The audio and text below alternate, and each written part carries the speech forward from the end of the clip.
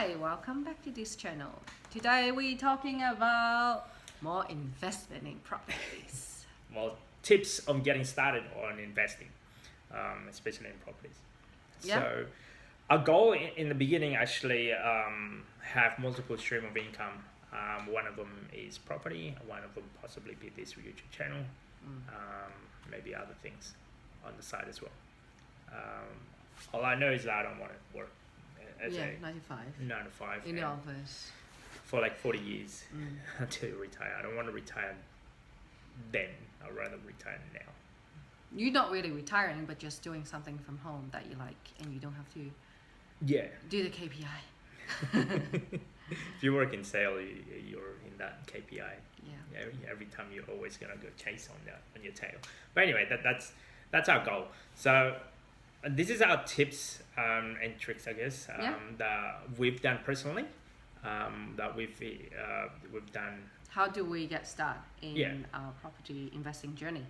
So I figured it might be something useful for people out there who is thinking of getting started on property investing, or maybe on the way already, and you don't know what are you doing right or not wrong. So our tips would be the first one would be have a goal in mind. I think everything starts with a goal. Have a goal in mind. Yeah.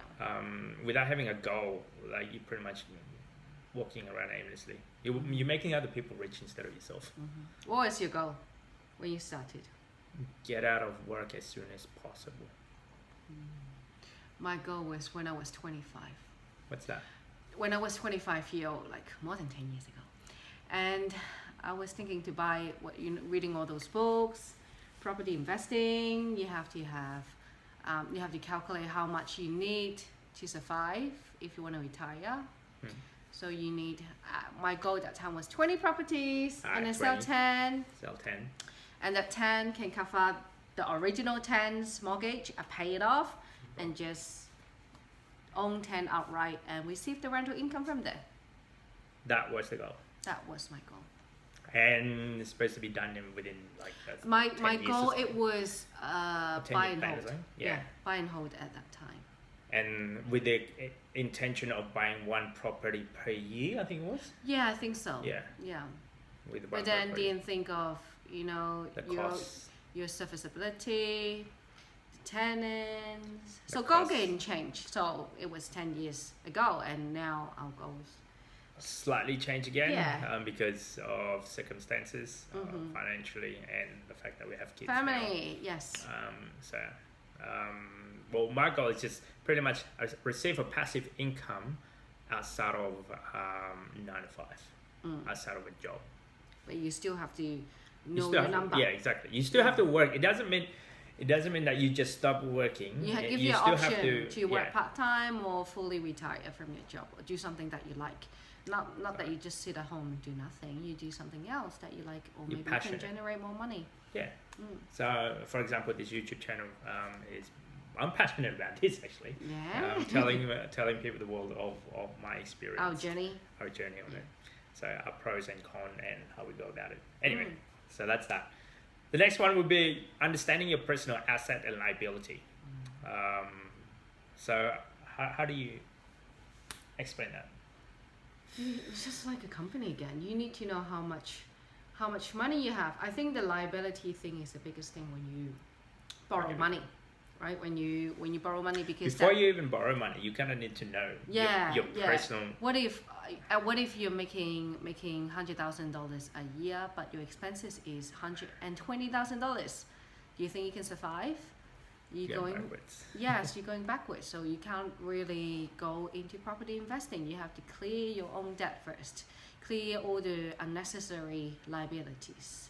So, like for us, at once, I remember doing it in the middle of the night, where I actually sat down and looked around all the investment property. How much do we physically have? And the expenditure that shocked you.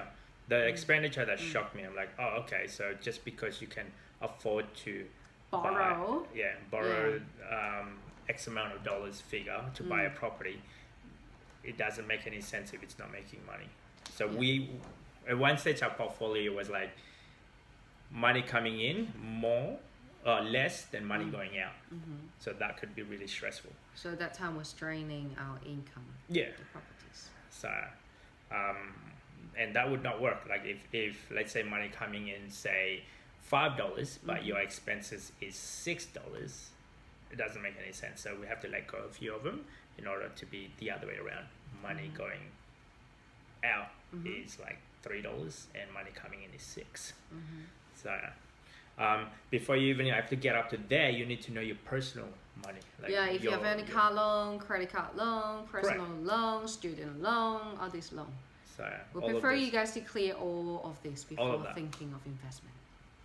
So, and I think that's where I we think were. It's the habit as well. Yeah. If you have all these loan and mortgages with you, that is just too stressful.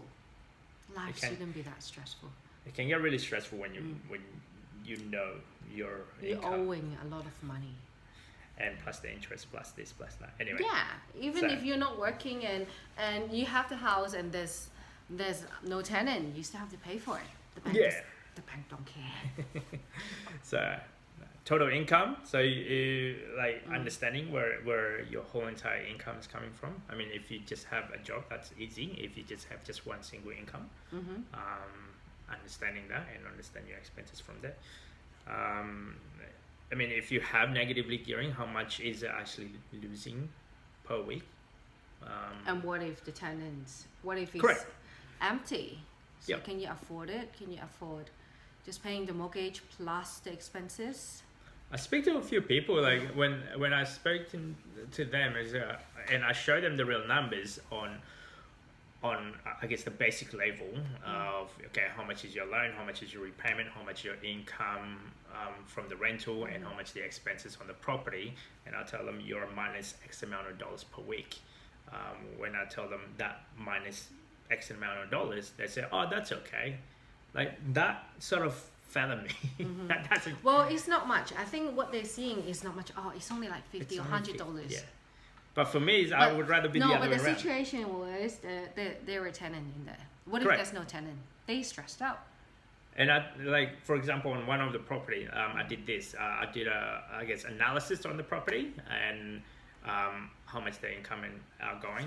Let's say if there's no tenant, it will be $500 per week. But if there's a tenant, you'll be minus $100 a week. And they say, oh, okay, yeah, that's fine. Like to me, I would rather be the other way around. I would rather have, okay, then if there's no tenant, I've got no income and I've got no expenses. But if there's a tenant, I would rather them paying $600 instead of the $5 that I'm gonna pay to the bank.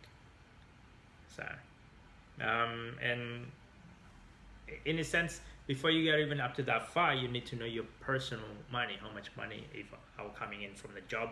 Yep. And how much is my credit card bill or loan or student loan or this or that? How much is rent? How much is the gas? How much is car repayment if there is any? So all of that. You kind of need to know the ins and out of your personal money. Next one. Be market ready. Before you buy anything, you should go window shopping anyway, right? Check out the market. How much is that? I think at least you need maybe a few months to 1 year preparation. I don't know. For me, did it take you that long? Yes, took me that long for my first property, because it's a lot of money. The first one I put 10% only is not much. It was $400,000 for that property. So $40,000 plus all the expenses is a lot of money at that time for me as a single person, single income professional. Yes. Yeah. Yeah, it's a big decision compared you just go to rent somewhere, just put 4 weeks bond, or buy a car. You don't. Some people, well, for us, we try to buy our asset or the cars by cash. Yeah. Right, but you have to shop around first. You have to get your loan approval ready. Know how much is your borrowing power. Can you afford it? And see the market, the growth, the demographic. Oh, that's so much. There's so much data that you have to do your own research. And the development of the council, that's What's a lot happening to do. around But the area. yes, if you want to do something, you have to prepare. Even like you go There's to a lot of school, work. you go for exam, you Yeah. need to study too. Exactly the same. There's a lot of work involved in buying investment property because you're not going to live there. That's the thing. Yeah. So, the other one would be remove the clutters. So, like, for me, it's like removing the clutters is like whatever stuff that you don't think you use, in the past 12 months, get rid of it. Don't be. That is the hardest thing for you. Yeah. Until these days, still the hardest thing for you. Next.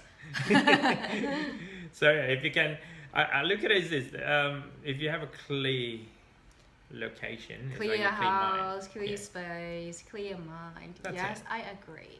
So, But I like my stuff. Yeah, but I try to clear a lot more. so the other one would be We mentioned earlier money Yeah. aware, so you need to figure out all your expenses. like Can you food, afford it? Yeah. rent, and electricity. Can you afford? That's the thing. bills. A lot of people they don't know they cannot afford to invest, but they Can afford. no they cannot afford to invest, but they got the approval and everyone is investing. Everyone is investing. That's why they invest. Just follow everyone. Following up the Joneses. Yes. Okay, just because My friend's my doing friend this. bought a yeah. property in this suburb with this condition or this configuration, I'm gonna do the same thing. So you shouldn't do that, because I've seen talk to a few, I guess, investors out there that does that. They go, oh yeah, because Joe Blow is down the Living road there. living there and bought the same one 3 blocks down or something. Yeah. Like, why do you rely on other people? Yeah, you don't know their income, you don't know their expenses, you don't know if they bought it in a finance or they bought it by cash. You never know. Correct. So Mind your own don't do business. that. And the last thing would be like a joint venture with somebody. If you don't know, I think we did that in one We stage. did 3 times. We yes. did on a few investment property that we bought. At the beginning, at yeah. the beginning of our journey. Because we didn't know what is a good deal, and I figured, okay, then we use a buyer's agent in Yes. a sense, because we didn't know any better. Because as much research that we do, they do this day in day out. So I figured let them hold our hand. Yep. So Yeah, if you don't know anything, it's just I think education is the most important. so I mean, we read a lot of books. Yes. We went through a lot of seminars. We went to a lot of, I guess, education, like those events. Yep. Is it good? Is it bad? What do you think? Oh wow, it's a similar thing. Oh, Yeah. Pretty similar. Is set your own goal Yeah. At I the end think of the day, it's like set your own goal and actually take action on and your own. follow it. Yes, take action. A lot of people they take the course and they don't go through it. They don't follow the step. You have this education, you have this knowledge, but you're not doing it. So you will not get that result. Nah. So Yep. Take action. that's actually Right. that's the last one I reckon. Yeah, is to take action. Because if you don't take action, there's so many information and you're not gonna get any the result. Exactly. And you don't try, you'll never know. Don't be afraid of making mistakes. Oh yeah. Yeah, because the mistake is not a. I'd say it's not. Life is a journey. Your Yeah. mistake is also a journey. It doesn't It's mean a that learning you curve. fail. That it doesn't mean it's failure. Yeah. It's a learning curve. Yeah, I like KFC guy. You try so many times, right? You keep saying it. Colonel Sanders. Yeah. At the age of 65, he Yeah. was earning his first pension and realizes he wants more than that. Yeah. So if Colonel Sanders can do it at 65, I'm sure you can do it before that. Yeah. Anyway, so yeah, that was I guess our tips, I guess, on getting started on investing, especially on a property, and that's what our journey. Yeah. That's what we experienced. Yeah. Hope that you guys like it. Share and comment. See you guys in the next See you video. next time.